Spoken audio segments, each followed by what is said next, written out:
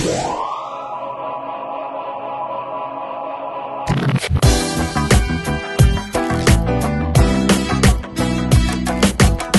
c'est Princesse et aujourd'hui nous sommes dans le Maryland aux États-Unis avec Christian Combignando. Ok Christian, tu es le propriétaire de la marque Inche Jeans et je voudrais savoir comment tu as commencé avec cette marque, où est-ce que tu as eu l'idée, comment tout ça s'est passé. Inche Jeans, disons, c'est une longue histoire qui a commencé en 99. J'ai été inspiré de pouvoir créer cette marque simplement par une fréquentation que j'avais de deux jumeaux, des frères jumeaux, qui avaient leur marque à l'époque, on appelait les Two Brothers. Et je crois aussi que c'était en même temps aussi, c'est là où il y avait vraiment aussi beaucoup d'actions au niveau des États-Unis dans le streetwear avec Fubu. Et je me suis dit pourquoi pas aussi avoir une ligne de vêtements, mais qu'il devrait avoir un côté un peu différent, c'est-à-dire pas un nom américain, pas un concept trop ricain, mais plutôt avec un concept assez original, donc celui qui pourrait refléter quelque chose de chez moi, donc de l'Afrique. D'où viens-tu ? Je reviens d'un très beau pays, le Gabon, qui est situé en Afrique centrale, sur la côte ouest. Et nous sommes à peine à 1 million et quelques d'habitants. Voilà quoi, c'est un pays francophone avec plus de 48 ethnies, 49. Donc on a un grand folklore culturel là-bas et en tout cas c'est ça quoi. C'est un très beau pays. Voilà. Je voulais savoir, Inche, qu'est-ce que ça veut dire quelle est l'origine du mot Inche? Inche Jeans, déjà une origine bantou, hein, parce que Inche chez nous, c'est bantou, mais plus spécifiquement du groupe ethnique Omiene. Et chez nous, ça veut dire la terre, ou ça veut dire encore le pays. Quand on dit par exemple chez nous, Wana Inche, ça veut dire l'enfant du pays. Et je me suis dit, en tant qu'enfant du pays à l'extérieur, je voulais faire quelque chose qui revalorisait mon pays, ma terre, et la terre universelle. Donc c'était ça, je voulais cette coloration africaine et exotique, donc j'ai pris Inche. C'était ça en fait, ça veut dire la terre, ça veut dire le pays. Tu as commencé Inche ici ou au Gabon? J'ai commencé Inche dans le Maryland, juste ici même, dans où on est, dans cette ville, à Silver Spring, quand j'étais étudiant. Et après, l'année suivante, je l'ai amené au Gabon. Et c'est là que, disons, le streetwear a commencé au Gabon, parce que j'étais le pionnier. Je suis le pionnier du streetwear au Gabon.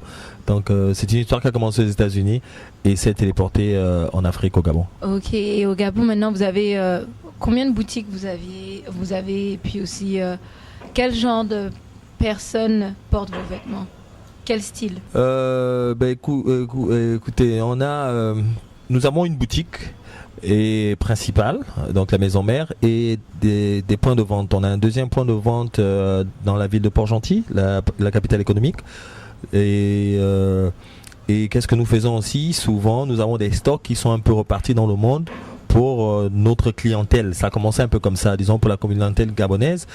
Mais au fil du temps, nous avons remarqué qu'il y avait, c'était quand même sollicité, hein, le concept. Donc maintenant, nous avons décidé d'ouvrir vers l'international.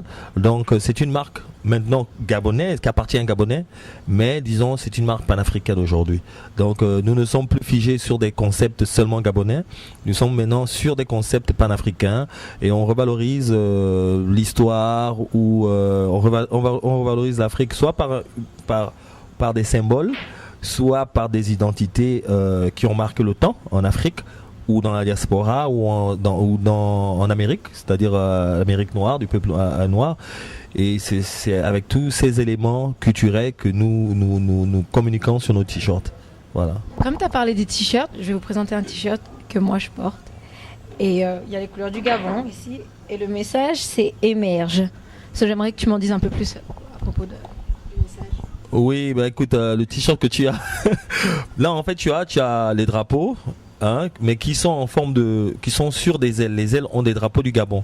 Et tu as le message émerge. Et au milieu tu as un masque, tu as un visage en pierre de Migou. tu as des arbres derrière et tu as le logo et tu as des gratte-ciel. En fait, c'était simplement pour montrer un peu comment l'Afrique pouvait se lever, mais par son peuple, en passant par son peuple. Donc, chaque Africain devait essayer de se préoccuper de soi-même et faire en sorte que le pays se développe. Parce que vous savez, Kennedy avait dit, c'est un pays qui attend tout de son peuple et non le pays qui doit attendre tout de son pays.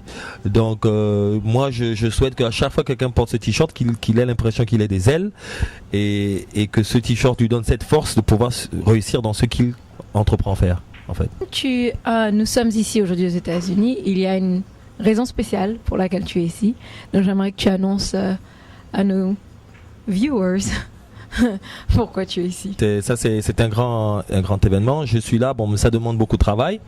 Donc, je suis là déjà depuis plus de 3 mois. Et nous sommes en train de faire ce qu'on appelle ici le social work par rapport à cette ligne vêtements, parce qu'elle va être launch. On va la lancer ici aux États-Unis maintenant de manière officielle. Donc elle sera disponible maintenant dans la ville de Washington, Las Vegas, New York. Nous avons notre nouveau site, parce qu'on avait déjà un site, mais là nous sommes en train maintenant de l'actualiser pour qu'il soit un site e-commerce, donc e-boutique. Donc les gens désormais pourront acheter de par le monde notre ligne de vêtements. Ils pourront voir notre catalogue et voir nos différents départements hommes, femmes, enfants et accessoires et se procurer nos vêtements. Ça c'est un.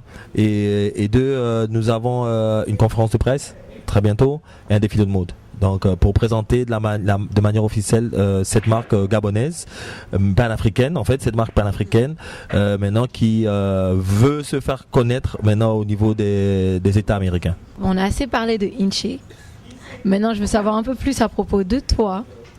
Et j'ai entendu il y a pas mal de choses intéressantes à propos de toi et un sport en particulier que tu pratiquais. Wow, ouais, ça c'est le sport, je suis pratiquant de sport de combat, d'art martial, du taekwondo.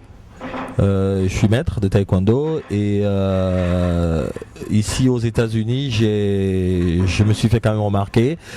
Et je crois que c'est ce qui a attiré l'attention aussi un peu dans mon entourage pour pouvoir s'intéresser à ce que je fais.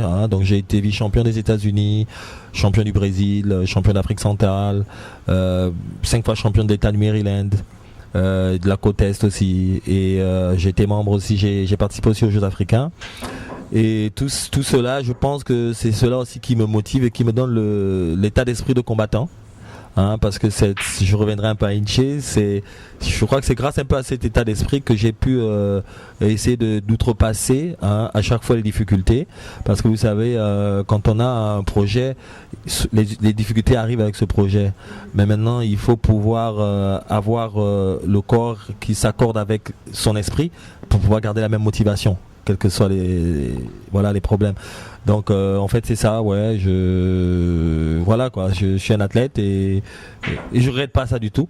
Et comme toute personne qui a son propre business, je suis sûre que tu as rencontré des difficultés et ça n'a pas été facile. Quel genre de difficultés as-tu rencontré et que tu as pu actually surmonter? La première difficulté déjà, pour moi, je pense que c'est quand je suis rentré au Gabon. Parce que c'était dans les années 2000 et cela n'existait pas encore, l'industrie du streetwear au Gabon, en Afrique en général. Et donc il fallait pouvoir, c'est bizarre, mais il fallait pouvoir prouver en quelque sorte aux Gabonais que c'était ma marque. Parce que pour eux, on ne connaissait pas ça, on n'avait jamais vu ça, quelqu'un qui a sa marque. Ouais, c'était pas encore un phénomène fréquent, on n'était pas encore accoutumé à cela.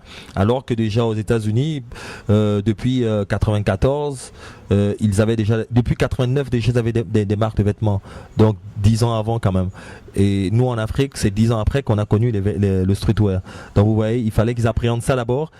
Et moi ça a été une difficulté, mais en même temps aussi ça a été une bénédiction, parce que ça m'a permis de mettre de l'espoir, de créer le rêve dans le cœur de mes frères gabonais et leur faire réaliser que nous aussi on pouvait aussi avoir quelque chose à nous aussi on pouvait faire partie de cette compétition mondiale dans le monde de la mode, et que on pouvait être je peux dire comme des copropriétaires de quelque chose. Parce que moi aujourd'hui c'est ma marque, mais c'est donc un peu avant tout la marque des Gabonais et de tous les Africains. Donc ça les a donné du courage et aujourd'hui je suis très content parce que j'ai des concurrents aujourd'hui, j'ai des gars qui ont aussi leur ligne de vêtements et il a fallu d'abord que ça se fasse d'abord. Donc c'est la seule difficulté que j'ai eue. Après vous savez ce sont les réalités du pays un peu sur le plan géographique, le transport des biens, comment faire déplacer des produits par exemple si tu veux les amener dans l'intérieur du pays, tout ça a été d'autres problèmes et puis voilà, en fait, ce sont les deux grands problèmes. Bon, sur le plan financier, j'ai toujours eu des soutiens et je tiendrai vraiment à remercier la personne qui m'a toujours soutenu dans tout ce que je fais, c'est-à-dire ma mère. Et voilà, et puis tous ceux qui sont dans la communication au Gabon aussi, ils ont vraiment mis du leur dedans, au niveau de la télé RTG chaîne 1. Ils m'ont beaucoup aidé aussi dans cela et permis à faire en sorte que la marque soit connue dans le Gabon par la chaîne nationale.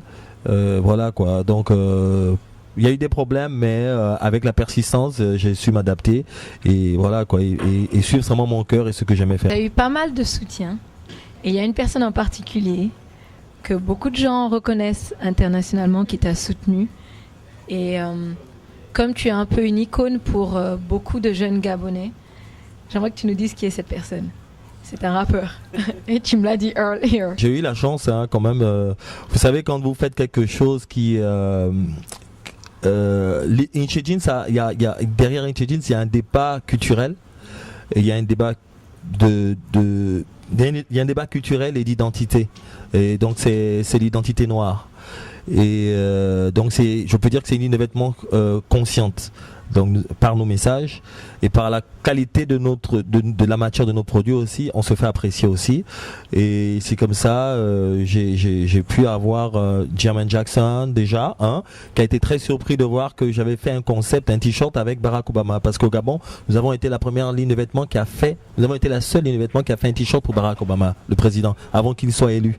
Et quand lui il a vu cela, il est tombé à terre quoi.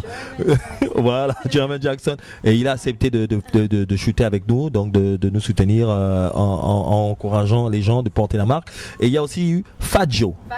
Alors là, lui, il a été grave.